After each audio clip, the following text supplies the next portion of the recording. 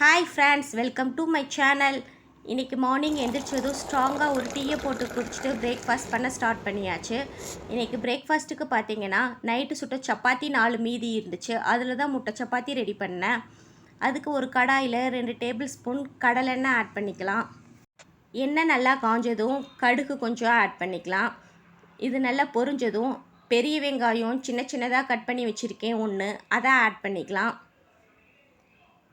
வெங்காயம் நல்லா வதங்கணுங்கிறதுக்காக கொஞ்சம் லைட்டாக உப்பை ஆட் பண்ணிக்கலாம்.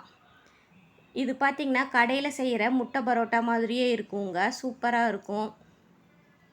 கருவேப்பிலை கொஞ்சம் ஆட் பண்ணிவிட்டு 2 தக்காளி சின்ன சின்னதாக கட் பண்ணி வச்சுருக்கேன், அதையும் இதில் ஆட் பண்ணிக்கலாம். பச்சை மிளகா வேணும்னா 1 ஆட் பண்ணிக்கலாம். நான் பசங்களுக்குங்கிறனால எப்பயுமே கொஞ்சம் காரம் கம்மியாக தான் வைப்பேன். இப்போ மசாலெலாம் சேர்த்திக்கலாம். கரம் மசால் தூள் 1 ஸ்பூன், மல்லித்தூள் 1 spoon, Kashmir chilli powder 1/2 spoon, மஞ்சத்தூள் கொஞ்சம், வீட்டில் அரைச்சி வச்சுருக்கிற சாம்பார் தூள் வேணும்னா கொஞ்சம் லைட்டாக ஆட் பண்ணிக்கலாம். அவ்வளோதாங்க. இதை நல்லா வதக்கலாம். தக்காளி நல்லா வதங்கிறதுக்காக லைட்டாக வேணால் தண்ணி தெளிச்சிக்கலாம். இது நல்லா வதங்கினதும் நம்ம முட்டையை ஆட் பண்ணிக்கலாம். 4 சப்பாத்திக்கு நான் பசங்க சாப்பிட்ணுங்கிறதுக்காக 3 முட்டை ஆட் பண்ணியிருக்கேன்.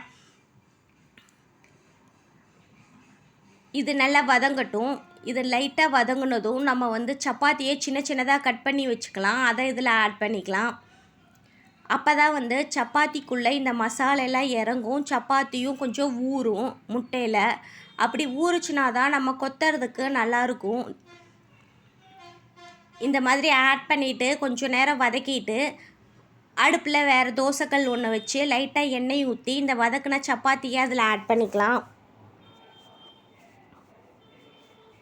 இந்த மாதிரி ஆட் பண்ணிவிட்டு ஷார்ப்பான ஒரு பாத்திரத்தை எடுத்து இந்த மாதிரி கொத்துனீங்கன்னா சப்பாத்தி நல்லா இருக்குங்க. இப்படி பிஞ்சு பிஞ்சு வரும்.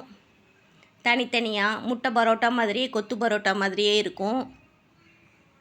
அவ்வளவுதாங்க. இதே மாதிரி எல்லா சப்பாத்தியும் போட்டு பண்ணிடலாம். லாஸ்ட்டாக வேணும்னா கொஞ்சம் லைட்டாக மல்லித்தலை ஆட் பண்ணால் அவ்வளோதான், முட்டை சப்பாத்தி ரெடிங்க. கண்டிப்பாக இதை ட்ரை பண்ணி கமெண்ட் பண்ணுங்கள் எப்படி இருக்குதுன்னு. இந்த வீடியோ உங்களுக்கு பிடிச்சிருந்தா லைக் பண்ணுங்கள், சப்ஸ்கிரைப் பண்ணுங்கள். தேங்க்ஸ் ஃபார் வாட்சிங். Bye bye. நெக்ஸ்ட் வீடியோவில் பார்க்கலாம்.